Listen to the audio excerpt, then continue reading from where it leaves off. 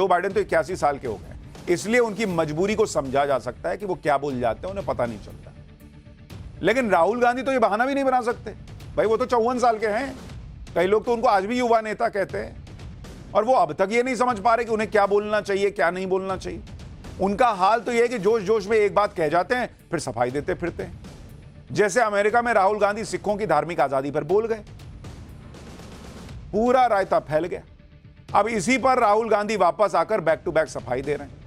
राहुल गांधी लगातार social media पर सिखों पर अपने बयान को लेकर सफाई दे रहे हैं।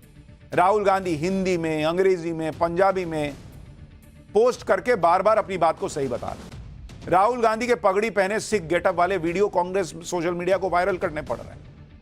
कांग्रेस पूर्व पीएम मनमोहन सिंह के जरिए सिखों के सम्मान की बात कहलवा रही है। कांग्रेस के नेता मनमोहन सिंह की तारीफों के पुल बांध रहे हैं। देश को पहला सिख प्रधानमंत्री देने का श्रेय गांधी परिवार को दिया जा रहा है।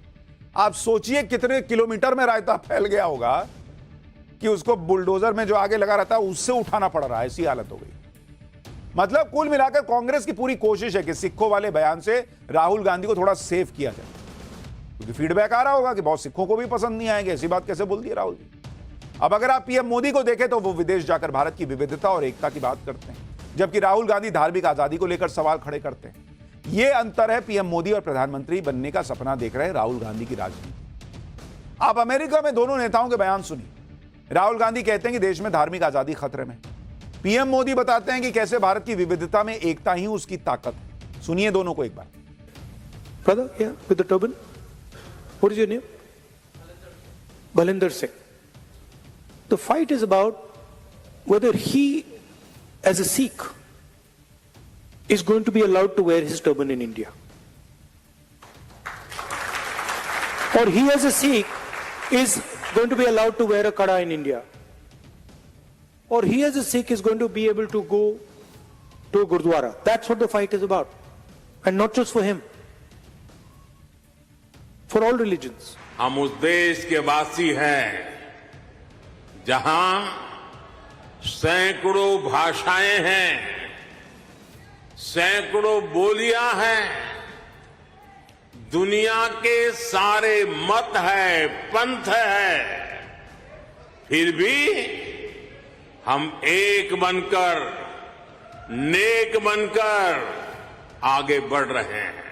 राहुल गांधी कितने बयानों पर सफाई देंगे? कोई एक बयान हो तो राहुल गांधी की सफाई समझी जाए। सिख वाले बयान पर ही नहीं, अमेरिका में आरक्षण वाले बयान पर भी बवाल मचा हुआ है। यह विवाद 10 सितंबर का है, लेकिन अभी तक राहुल गांधी उस पर लगातार सफाई दिए जा रहे हैं। कह रहे हैं कि उनके बयान को गलत तरीके से पेश किया गया, वो आरक्षण के खिलाफ नहीं है।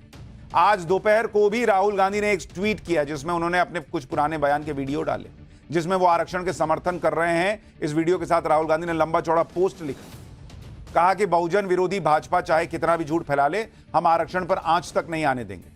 हम जब तक नहीं रुकेंगे जब तक एक विस्तृत जाति जनगणना ना हो, आरक्षण पर से 50% की सीमा हटाकर हर वर्ग को उनका हक, हिस्सेदारी और न्याय न मिल जाए। जनगणना से प्राप्त जानकारी भविष्य की नीतियों का आधार न बन जाए। मोदी जी जाति जनगणना बोलने तक से डरते हैं, वो नहीं चाहते कि बहुजनों को उनका हक मिले। राहुल गांधी ने कहा कि वो फिर से दोहराते हैं कि उनके लिए कोई राजनीतिक मुद्दा नहीं है, बहुजनों को न्याय दिलाना उनके जीवन का मिशन। लेकिन राहुल गांधी कितनी सफाई दें? सच ये है कि जो दूसरों के लिए गड्ढा खोदता है वो कभी ना कभी उस गड्ढे में खुद गिरता है। लोकसभा चुनाव के दौरान कितना झूठ फैलाया जा रहा था कि मोदी तीसरी बार जीत गए तो संविधान बदल देंगे, आरक्षण खत्म कर देंगे। ये झूठ और भ्रम फैलाने वालों ने अपनी कुछ सीटें तो बढ़ा ली, लेकिन अब जब ऐसी राजनीति की आग इन तक पहुंच रही है तब इनको समझ में आ रहा है कि हाथ जल गया। तब नहीं समझ में आ रहा था चुनाव के वक्त। बस आप ही के पास सोशल मीडिया है, बस आप ही के पास जो है टीम है, आज के पास डेट में सबके पास है। तो जो नरेंद्र मोदी ने कहा भी नहीं वो आपने फैलाया, तो जो आप कह रहे हैं उसको ये लोग फैला रहे हैं। अब देते रहिए सफाई।